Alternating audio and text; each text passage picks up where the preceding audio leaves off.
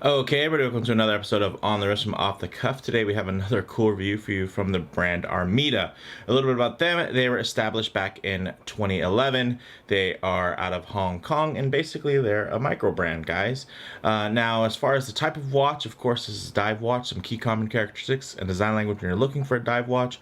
You're going to want water resistance, typically some type of screw down crown. You want something that's tough, legible, with a dive time bezel, and a diver's extension is always nice if on bracelet. This model here may look familiar for a couple of different reasons. This is their A12 with gray dial and the Sapphire Bezel insert, which is new. It may look familiar because the A12's been around for quite a while, and then it may also look familiar because it's a 62 Moss Homage, more specifically an homage to the reissue, the SLA017. So obviously with all the 62 Moss craze that's been happening, there are a lot of different options that are out there right now, and Armida keeps coming up in my within my comments sections on all the other kind of 62 Moss-ish watches that I've been reviewing as of late. So I thought it would be good to check back in, see what they've updated. And the nice thing is they did have an update, so it kind of justified a new review. So I'm happy to show you guys this one with a fully lumed Sapphire Bezel insert, which I think does help it stand out a bit more from the crowd. Currently, these are going for $469 direct from Armida, but there is actually a sale going on, and they tend to happen here and there, I believe with 15% off, so definitely check that out. So with all that said, let's go ahead, zoom the camera out, get this piece in hand, and take a closer look. All right, guys, as you can see, definitely have that very iconic design language, reminiscent of Seiko's very first dive watch. The scale on this thing, though, is a little bit, I think, different, if you will, compared to the rest of the market, because most other 62 Moss watches have been sized up to include the ones that even came from Seiko. Now, this is an actual 38mm diameter watch with a 13.8mm height, if you do count that nicely double domed crystal there. It has a 48mm lug to lug, but as you can see, the case does have a nice downward turn there for those lugs, which is great. Really beautiful from that standpoint. And then you do have that 3mm thick sapphire, of course, double dome with the box style shape to it. It has inner AR coating, which is fantastic.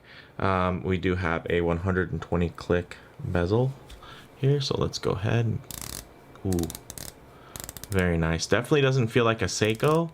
This is more wanting to be notchy versus smooth, but it is quite smooth. It just has a very audible click to it, which is nice. There's not a lot of play there. So really beautiful from that standpoint. As you can see, when we take a look here, here's something that separates this particular homage to some of the others. Look at the quality on that bezel grip there. It still has a very slight, not the high polished bevel that you're gonna get on the SBDC 101 or SPB 143, depending on what region you're in. But as you can see, it does have that, which makes this not sharp. So it actually makes it quite a joy to articulate and actuate in hand, which is really wonderful. Another nice touch point there is that crown. Look at that, just done to a really, really high standard. Take a look, breathe it in. Quite lovely. Nicely signed as well, and of course screw down. Now, the movement inside, although you can't see it, it is actually the Seiko Instruments NH35. The case back is solid and etched. As far as the dial goes, of course, what you would expect, you're going to get that gray sunbrush dial. You have printed indices, oh, I'm sorry, not printed, but applied indices. And you do have that date at 3 o'clock, and it is framed very nicely. The handset is actually polished and quite true to the style that you would be looking for this 62 Moss homage. Everything is lumed with C3 Cis Super Luminova, so it actually glows super bright, and it's quite comparable, of course, when you compare it to something like Seiko Lumibright. So really nice from that standpoint. And the color-wise, it's not overly green, like some C3 can be in daylight. Obviously, it does absorb light and want to get charged very easily. Like if I was to just do this, you can already kind of see that it wants to light up. But I will say that it definitely doesn't necessarily render as having a very greenish tint. It just kind of ends up looking like that because it's wanting to be partially lumed even in full-on lighting. So that's just how strong the lume is. A nice bonus here is you're going to get 300 meters of water resistance, which is very nice. As far as this bracelet goes, that's another departure that you're going to see from other watches here. Here we have a very classic H-link bracelet with basically all fully solid end links there, solid links, and then interestingly enough, the links are actually held together with mini spring bars, so that's definitely different. And then you do have, I'm sure you guys have seen this clasp around. It is basically a nice ratcheting toolless divers extension there. And then you got the push button, so it actually does wear quite nice and is quite versatile in terms of functionality. So with all that said, let's actually get this piece on the wrist. Okay guys, as you can see on my 7¼ inch wrist, this thing actually wears really well, and for a 38mm dive watch, it actually has a fair amount of wrist presence, and a lot of that has to do with this case shape and the way the lugs read a little bit wider from the top. So really nice. Of course, when you get up close, it's going to seem a little bit oversized, but that is mostly due to just basic lens distortion. But one thing that I really can appreciate here is with the more it's refined, I guess you could say, bracelet style, being more vintageized there, it's actually quite thin, which makes it very, very comfortable, as opposed to the thicker bracelets you're going to find on some of its contemporaries. You know, it's a little bit jarring to see that end link there, you know, the way that it's set up. But a nice thing is it actually flows really, really well. And actually works really well, and because it's a female end link, it doesn't extend the lug to lug at all. So as you can see, tapers really nicely there, and ever so slightly. If actually, you know what, yeah, no, it does taper. It goes from a 20 to an 18mm, which makes the clasp itself a 20mm. So really nice from that standpoint. You actually do get some usable micro adjust holes within this clasp to really dial it in, because there are no half links available. Now, it does wear really nicely, as you guys can see, rides the wrist really well. You can see the way the lugs just curve down and wrap around the wrist, and a lot of these lines just they do a really nice job of just giving you some visual interest and general light play. Also, of course, with that Sapphire Bezel insert, you're going to see it's quite glossy, and you can catch some reflections on it. The nice thing is it basically just blends in with the dial because it's covered by a sapphire crystal as well. So when it catches, it's not going to be super off-putting by any means, and you can see that it really just rides the wrist extremely well, quite beautifully. And then this H-link bracelet is quite thin and just really wraps around the wrist really nicely. And the nice thing is you do get this ratcheting clasp, which is fully milled and a bit bulkier, which ends up balancing the watch out really well. So you have a little bit of weight on the underneath, a little bit of weight on the top, and then it's kind of connected by a thinner bracelet, but it's not thin to the point of feeling chintzy. It's actually thin to the point of just feeling quite refined. So let's actually get this thing off, get some lume shot low light transition and closing thoughts going for you. Okay, we'll go ahead and hit the lights for you.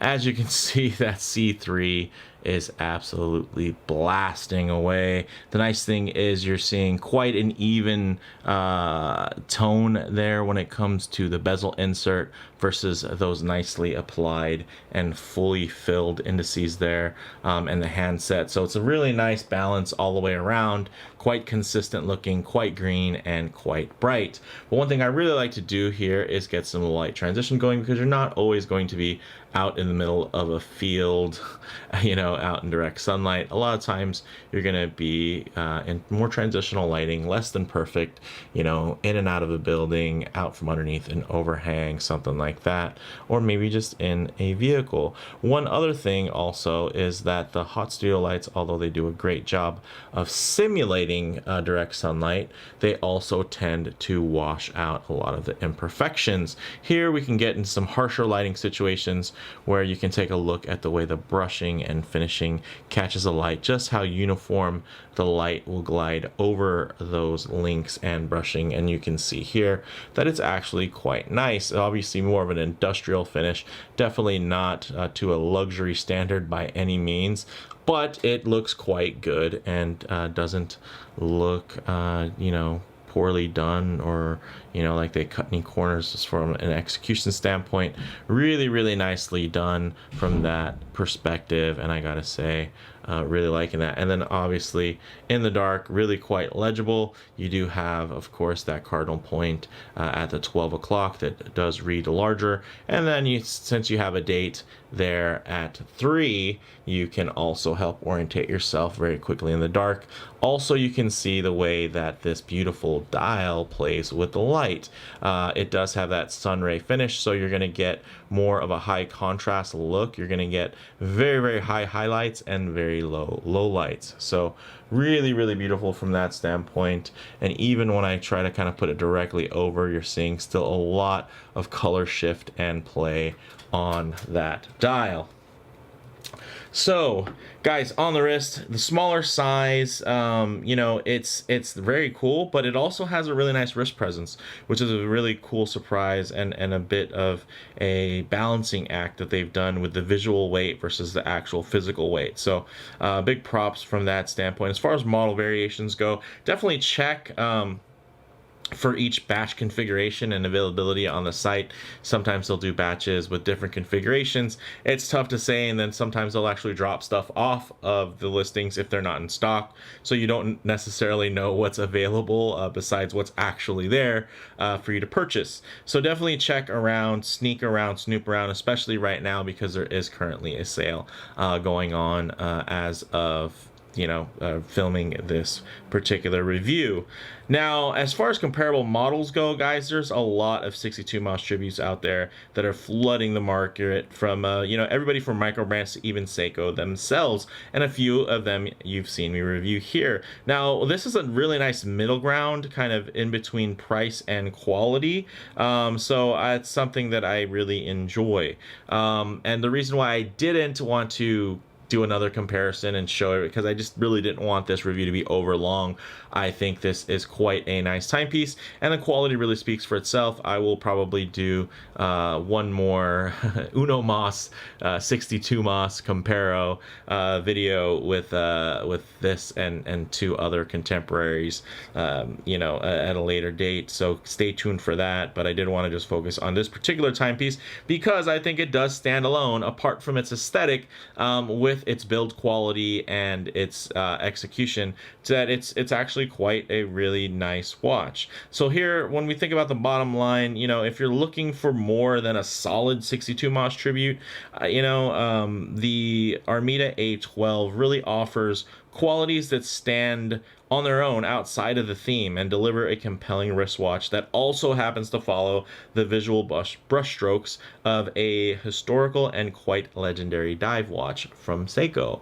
The nice thing is here you're getting a Seiko movement, and you know, generally Armida, you know, although they do have some more original models, they do some pretty nice tributes as well, and I think this is one where they did really nicely. You have a sapphire crystal, you even have the sapphire insert, 300 meters of water resistance, drilled lugs, full, you know, solid everything for as far as the bracelet goes. So there's a lot to like here, and I gotta say, you know, I'm quite taken by it, and it's definitely made it onto my wrist quite a few times while I've been bracing and kind of getting ready for this review. So with all that said, let me know what you guys think in the comments below. If you like the video, please do hit a like, and if you haven't already, please subscribe for more content just like this.